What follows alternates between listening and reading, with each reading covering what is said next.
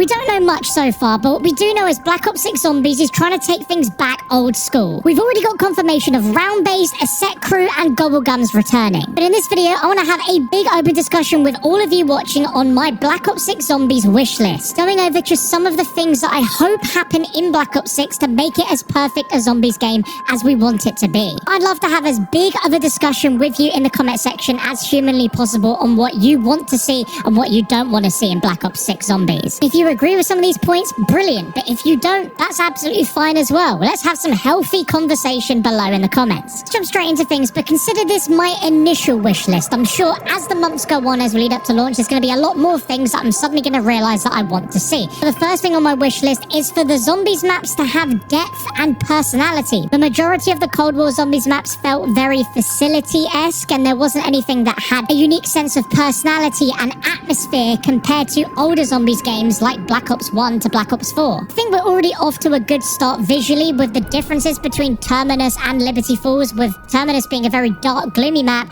and Liberty Falls being complete polar opposite. When you look at the slate of maps, even from Black Ops 2, every single map is so different in so many ways that it's hard to even tell you're playing the same game with how different some of the maps are. And a lot of that comes down to the atmosphere in the map, the music, the ambience, and the visual detail. And I feel in older Black Ops Zombies games, Treyarch were not afraid to go completely crazy with the environments and not having them relate at all to the multiplayer and campaign. I'm just hoping we get a good list of maps that just have such unique atmospheres and environments that you're gonna keep going back to them for months and years to come. I think we can all agree that every Cold War Zombies map just felt like a semi-generic facility map where none of the maps really had anything that really stood out. I think the most unique map we got in Cold War was Mauer de Toten, but I'm really excited for them to just take it to the next level in Black Ops 6. My next point on my wish list is for Easter egg quests that are actually somewhat difficult. Now, when discussing this point, I think it's important to also put on the Treyarch glasses here and sort of look at what their perspective is on it, because I'm sure their data tells them that more people completed the Easter egg in D Machine than probably any other launch map in Zombies. Which, don't get me wrong, I think is a really positive thing, and I think in general,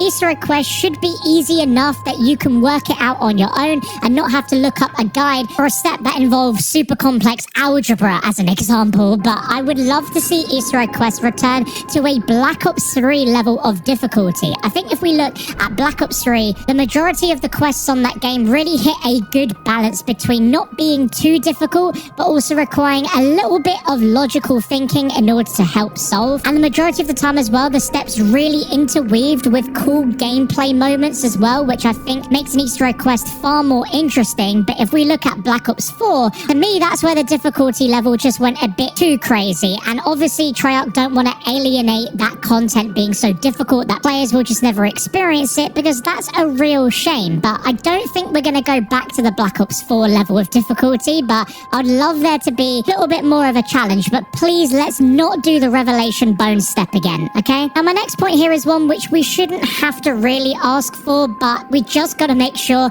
and that is a combination of solo pause as well as a server pause when playing co-op matches. We've all heard the headlines that you need a persistent internet connection in order to play Black Ops 6. You can't play any portion of the game offline because this game is using a new texture streaming technology where the textures are constantly being streamed to your game through the internet to reduce the file size. Now, as long as this doesn't disrupt the game in any way to where there feels like some sort of latency or delay, then I'm all fine for it. I hope that doesn't cause any issues for a solo pause as well as a server pause in co-op. Now, starting with Cold War Zombies, we know that the game takes place on dedicated servers, and it should be no different on this game. But when we look at Vanguard Zombies, which was the first time Treyarch got to work with this new engine, it took a little while for them to integrate solo pause into the game. And with it being on dedicated servers, there was this weird lag that could happen where the game was still sort of running in the background even though you'd paused. I think that's just due to the complexities of the game running on a dedicated server and the game state being paused at that time, but it's still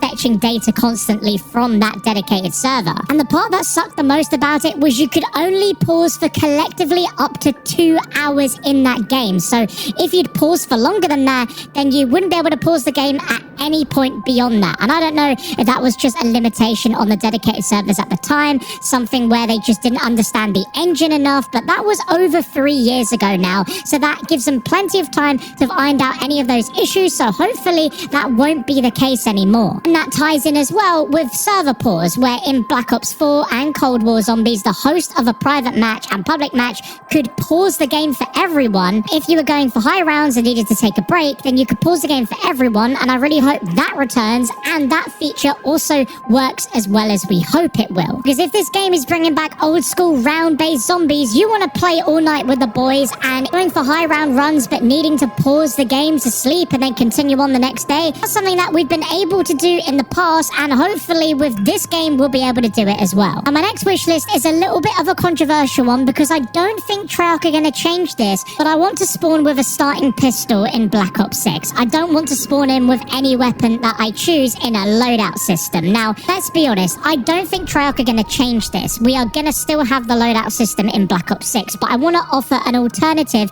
to how we can have the best of both worlds here. So here's my alternative. You boot into Black Ops 6 Zombies for the first time and you spawn in with a starting pistol, just like the old days, happy days, but prior to the game, in the menus, you selected a weapon to be placed in the maps in a loadout locker. So when you spawn into the game, you have access to this loadout locker somewhere in the spawn room, and you can choose to swap the starting pistol to that loadout weapon if you want to. That way we truly get the best of both worlds, because I can understand the loadout system is fantastic if you are going to grind zombies to try and level up a weapon, try and get dark ether camo on it, and you don't want to try and get it out the mystery box. That makes a ton of sense. But what I think we all enjoyed spawning in with a starting pistol is that the power curve rewarded you for having a really low damage weapon at the start of the game. Using that really weak weapon, you earned the points to be able to get yourself a slightly better weapon, and then using that weapon, you then use that to work up to getting an even better weapon. Also, there are definitely some positives to the loadout system. I think one of the biggest negatives from Cold War Zombies is that the loadout system made the mystery box absolutely pointless. If I could choose what weapon I want the moment I spawn into the map, I don't need to hit the mystery box to try and get it. And also, I'm just going to keep the weapon I spawn in with for the entire game, so what's the point in hitting the box? It's not even a case that you hit the box to try and get monkey bombs or the special grenades of the map anymore, because you can just craft them at the buildable bench, so it really does feel like the mystery box has become redundant. And I don't know if Treyarch have realised that in Cold War, but I kind of miss having to rely on the mystery box, and especially when you tie in map-specific weapons as well. And we're not talking just wonder weapons, but other weapons, like I guess on Zetsabo, you've got the MX Garand as well as the Marshal 16s, which are exclusive just to that map. It just adds a little bit of extra nuance to making a map unique. The next thing on my wish list is a rework of the salvage system, because we already know it is returning. Within the 10-second gameplay, you can see both a green and blue salvage drop on the stairs, so we know it's returning. And I know some of you watching the video straight up just don't want to see salvage return in Black Ops 6, and I kind of feel you on that, but at the same time, we know it's coming, so there's no point wishing it wasn't. Let's talk about how Treyarch can improve the salvage system. And currently in Cold War, teammates can just straight up steal salvage you've earned from killing zombies, and I don't think that's fair. I feel like every player should have their own loot pool. Like, if we look at games like Borderlands, for example, if there are items dropped that you have earned, then your friends can't become loot goblins. It's specifically for you, and I feel like every player in a game of zombies should have their own loot pool. Better still, it should work just like the point system in zombies, where you don't have to go over and pick it up off the ground. It's just automatically added to your stash like we have with points at the moment. So it's just a more automatic system, and you probably build up and have a lot more salvage that way, and players would use it a lot more because they just naturally get it. My next point kind of goes hand in hand, because with that salvage you are going to a crafting table, and we've heard from leaks that the crafting table system is going to return, and I feel like we need some quality of life changes to those menus, so you're not shifting through multiple screens to get to what you want. Unless you've thrown a monkey or a decoy grenade, you feel like you are literally at any moment going to die from zombies hitting you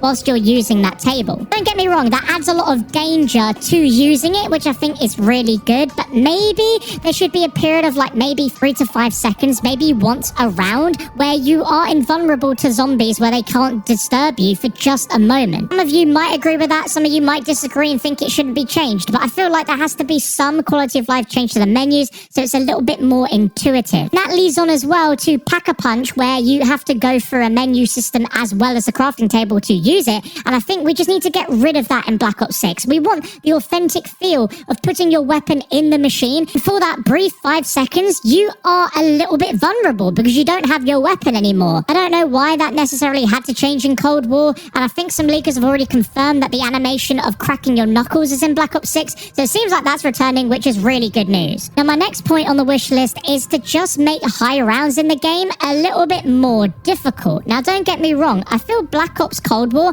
actually got a balance where a lot more players were achieving high rounds than we'd ever seen before, which is obviously a positive thing and great for the game. But I guess we are such a small percentage of players that, you know, see this sort of thing and think we want a little bit more of a challenge. So I think it's a really difficult balancing act for Treyarch, because I'd argue that they're probably really happy with how they managed high rounds in Cold War, seeing more people achieve them than ever before. But then I think that boils down to a discussion as what is a high round anymore? Because back in the old days where, you know, getting to round 100 seemed like an incredible feat, now that's pretty normal. So is that just the general COD community raising the bar on what they consider to be a good high round? Or is it because the game has gotten way too easy compared to before?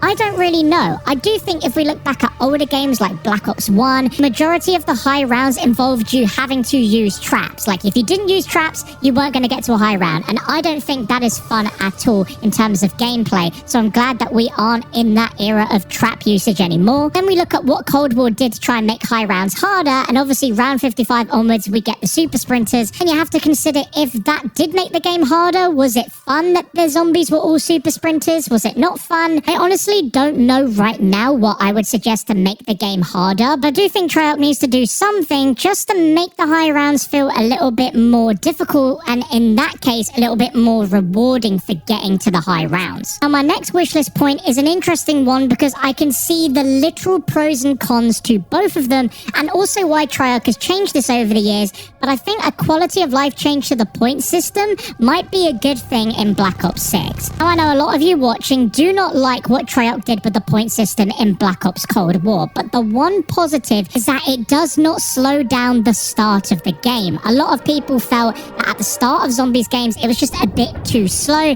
with the way that you were maximizing points by shooting in the leg and then knifing or going for headshots, etc. So Treyarch just wanted to speed that up a little bit, and in some ways, I can definitely appreciate that. But I think the beauty of the old point system is that it really took a long time for people to master and maximize it, but if you knew it was there, you were able to take advantage of it and be able to, you know, come up with strategies to get as many points as possible, maximize the ammo you had with that starting weapon. Now, I don't think Treyarch will ever revert back to the old point system, but I do think that the Black Ops 4 point system was a pretty much perfect blend of old and new, where you got a specific amount of points for each kill, but you got bonus points for getting headshots or getting melee kills. Now, again, do I think this is a better system than the old point system? I don't personally think so, but I don't think it's going to change, so I'd rather just improve what we know we're probably going to get. Now, my next point is on movement. Now, we know that Black Ops 6 is coming with the new Omni movement system, which is going to be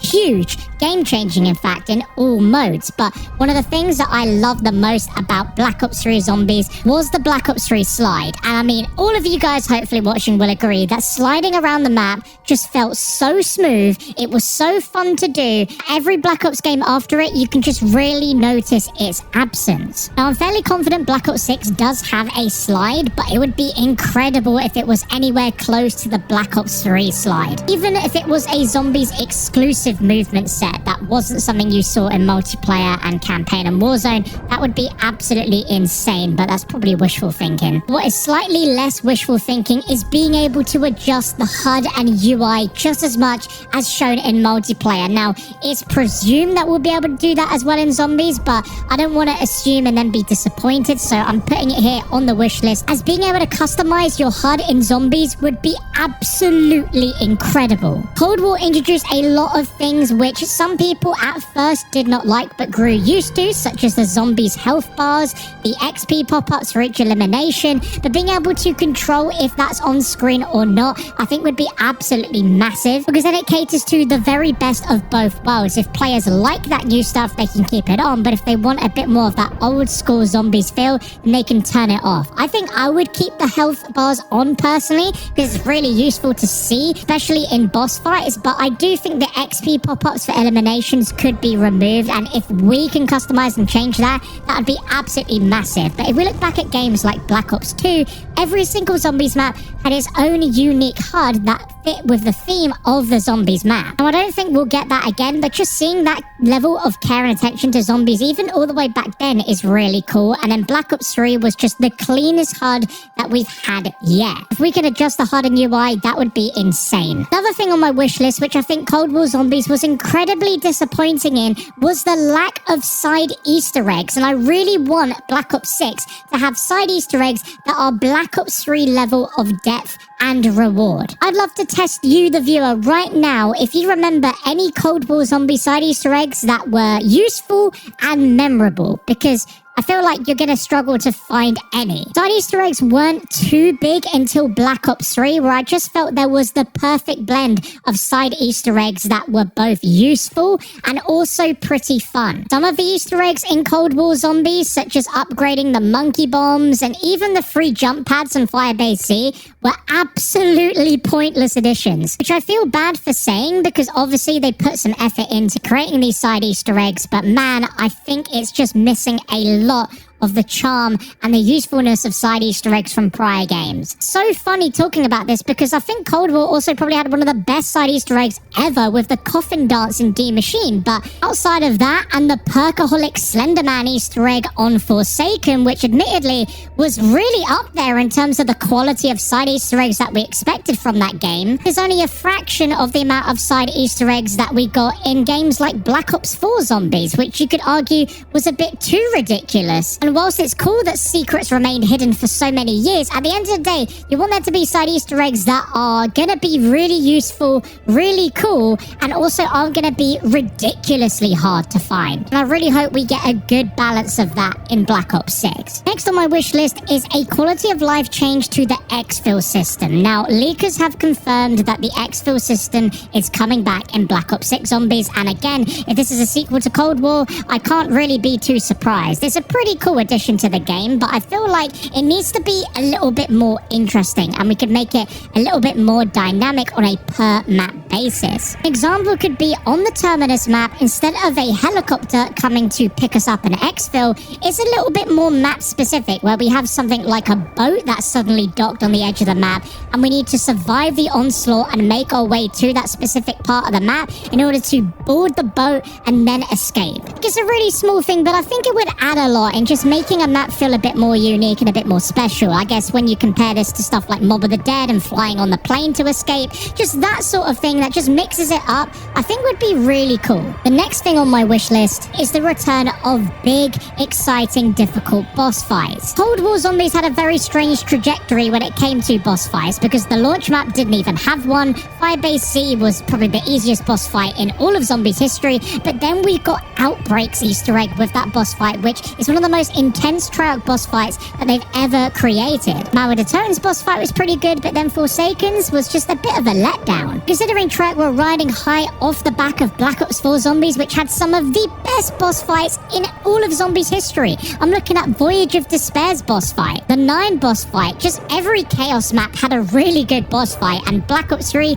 obviously pioneered boss fights with arguably one of the most perfect boss fights with the introduction of them in Der Eisendrache. With us getting 2 round-based maps on launch and the probability of us getting 4 DLC maps, that means we got 6 Easter eggs with 6 potential boss fights. And I think Treyarch hit it out of the park with the Outbreak boss fight, where it felt like a real challenge, where it really rewarded you replaying it to get better, to learn it, so that you could actually beat it. Because when that first came out, that boss fight was actually really tough. They nerfed it quite a few times. But that shows they were onto really good boss fight design near the end of Cold War. So if they can take that and improve it to be super consistent across all of the round-based maps, then I think we're going to have a really good set of boss fights on our hands. The final point I have on my wish list is an emphasis on importance on the map layout. Now, when I say this, I mean specifically when it comes to the location of certain perk machines, as well as the location of the Pack-a-Punch machine. Because if we look at the first 2 Cold War Zombies maps as an example, one of the first crutch perks, Juggernog, you can get within 2 door buys. Now, usually Juggernog is one of those perks which is going to be hidden fairly well on the map. That is not going to be the first thing you'll come across. And in prior games, Treyarch purposely did this because they knew that it's going to be the first perk you buy, so they want to make you work towards getting that perk. But in D Machine, it's just straight up there, and you could have Juggernog within a matter of a few rounds, which is not something you typically would have in prior games. And when we look at the Pack-a-Punch machine as well, in Firebase Z, it's literally there within the spawn room itself, so it doesn't feel like too much of a challenge or a real journey to get you to the Pack-a-Punch machine, where in prior games, take Zetsubo no Shima, Gorod Krovi, Shadows of Evil, just as 3 examples, there is a majority of map exploration that you need to do in order to get Pack-a-Punch. And of course, we've mentioned this many times throughout the video, but of course there is a balancing act for Treyarch to have here, where it's a balance of being accessible to a lot of players, whilst also not just being straight up given to you. Now again, an argument could be made if Pack-a-Punch is so difficult that you have to look up a YouTube tutorial in order to work out how to do it. So I don't necessarily think we need to go back to that, but I think there needs to be at least something where the map takes you on a pretty epic journey in order to get to the Pack-a-Punch. Like, look at Gorod Krovi, you fly on a dragon to get to Pack-a-Punch. That is an amazing set piece. In Cold War, it doesn't feel anywhere near as special unlocking Pack-a-Punch and getting some of these crutch perks so early on into the map. I feel on a fundamental level we can all agree that Pack-a-Punch should be the last thing you get to on the map, and Juggernog should also be a perk that you won't come across straight away when opening up the map. Like I said, this is just my initial wish list. I'm sure by the time I post this video, you're watching it right now, there is going to be more things that I'm going to have thought of that I hadn't before. But I'd like to think that Treyarch is going to watch this video and pay attention to the feedback from you guys in the comments below. So if there's any wish list items that I didn't mention that you want to see in Black Ops 6, leave it in the comments below, because hopefully someone at Treyarch will be watching that can take that feedback on board to make Black Ops 6 Zombies the best game it possibly can be, whilst also delivering for as many different types of players as humanly possible. Because at the end of the day, we want as many people playing zombies as possible, because that's only a positive benefit for the ecosystem of COD Zombies as a whole.